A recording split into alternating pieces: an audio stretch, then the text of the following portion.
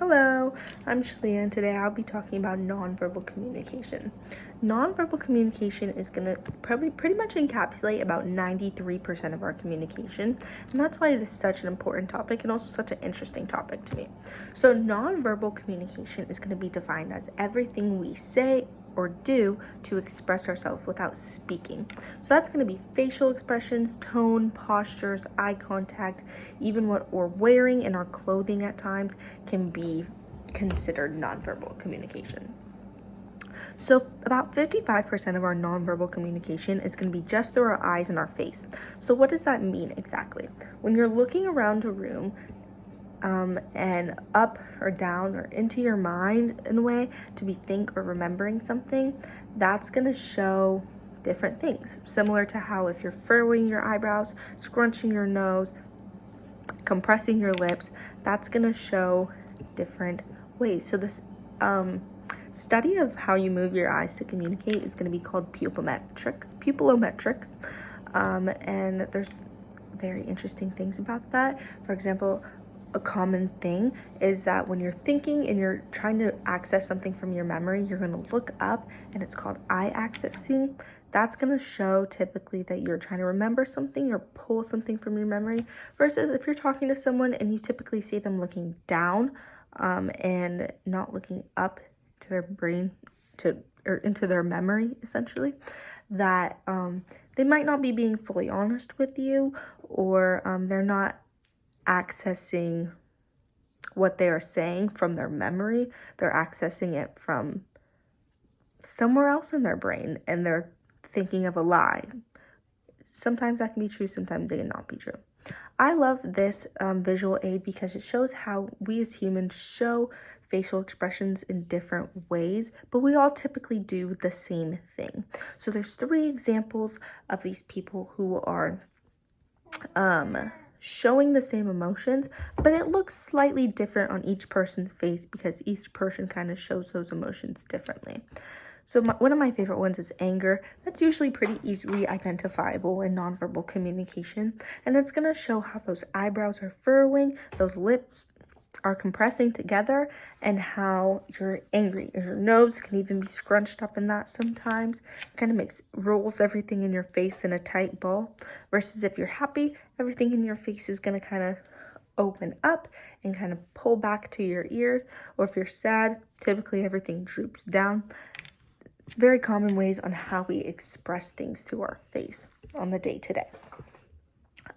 So nonverbal communication, there's about 6 main functions to it.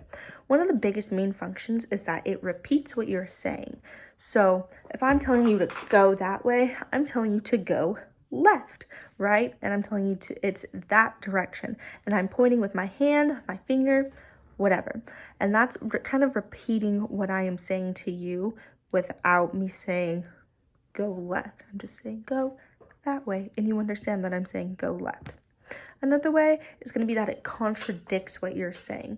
So if I'm saying I'm fine, but I have my arms crossed, my eyebrows furrowed, I'm fine, and I do a big lip compression like that, typically I'm not being honest. Typically that's going to mean that that person's not being honest, and that their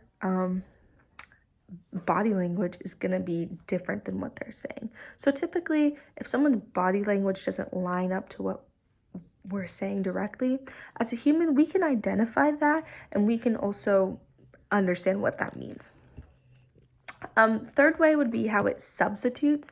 So instead of saying actual words, we just give facial expression. I think a good example of this would be how parents often, when their children are getting riled up and stuff, and they look over to their parents, all they have to do is go, and those kids know that they can no longer do that. And we're not verbally saying that they can't do that with their words, but we're giving them that face, and it's substituting for those words. A fourth way is going to be how it complements. I'm saying, so that's going to be $5 for you. I'm holding up a 5 with my hand and giving you a visual representation that's going to complement what I'm saying. Another way is going to be how it accents what we're saying. So it's going to be, instead of me saying can you go get that thing over there right now? It's going to be, I need you to go get that thing over for me right now. It's a little bit different. It's a little bit more urgent.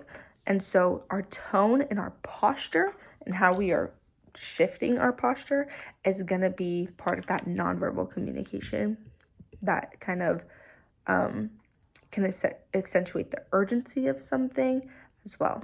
And then the sixth one is going to be how it regulates. So if somebody is looking, you know, at their watch or looking kind of up in the air while you're talking to them, they may not be interested in what you're saying, versus if they're leaning in, they're very interested in what they're saying, and they can continue this conversation on and on and on for the time being. So that's all I have for nonverbal communications for today. Thank you.